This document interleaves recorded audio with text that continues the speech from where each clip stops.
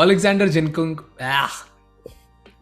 Zinchenko. Alexander Zinchenko confirmed for 30 million plus, I think, bit parts and add-ons to Arsenal from Manchester City. Man City continue to kind of shed players off of their squad, and this is the second player that has come to Man City, so to Arsenal. So Jesus and Zinchenko. Good lord, I'm really struggling with his name today. Is he a good signing or not? Let's just start with the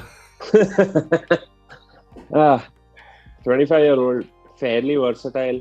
Again, a captain for his national team. Has leadership qualities, obviously. Otherwise, you don't throw the captain's armband to anyone. Makes a solid signing. I think 30 million odd is decent for someone who's going to get a lot of game time because Kieran Tierney hasn't really been injury free throughout his time at Arsenal. So I am assuming they're going to share games, more or less the same number of games that both of them get to play. So good for someone who's going to be more of a first teamer than just a backup. yeah. And again, you have to also obviously highlight like 25, so good age profile fits Yep. into what Arsenal are trying to do.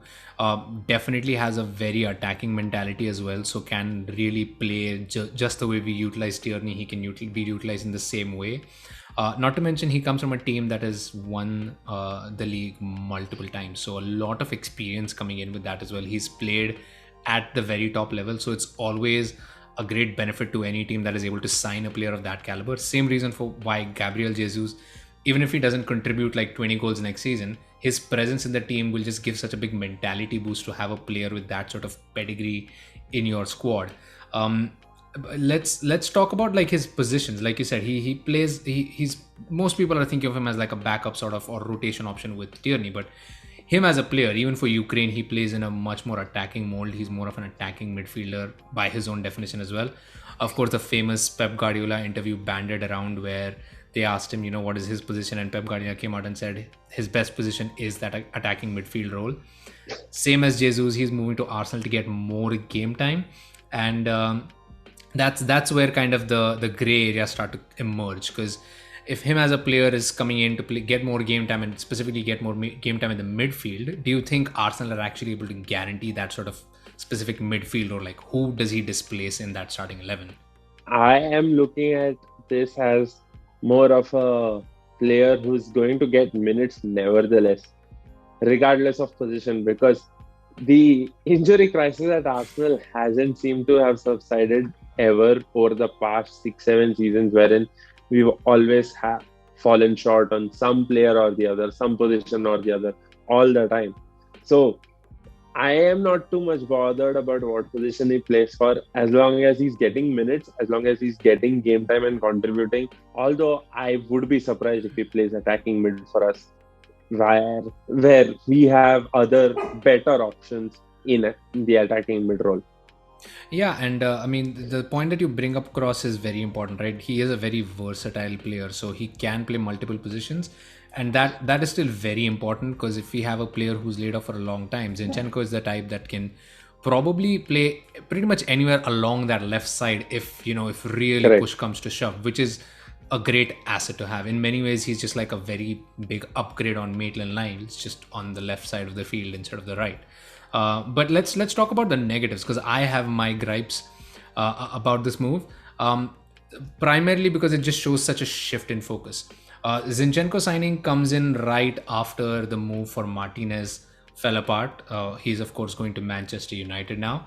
A very defensive-minded midfielder. Can play centre back, left back, or defensive midfielder.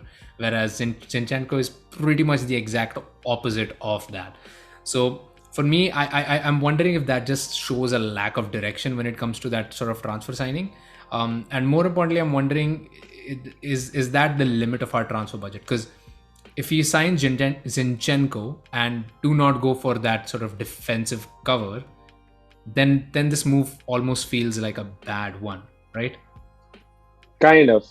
I would partially agree there, but I'd also think of it in this way that, let's say we switch our formation so that maybe Zinchenko is your left wing back, maybe at times where we play 3-5-2 or 5-3-2 for that matter.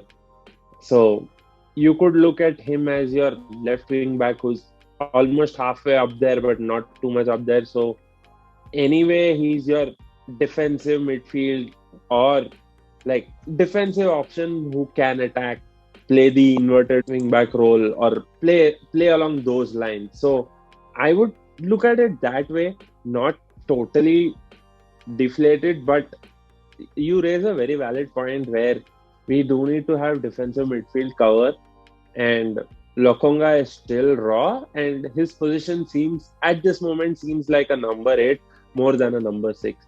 So Lokonga is at least 2 years away from becoming taking that number six spot, building his own physicality and getting more game time. So in this point of time, we definitely need a defensive midfield cover, and if this is a budget constraint, then we've probably not played it right.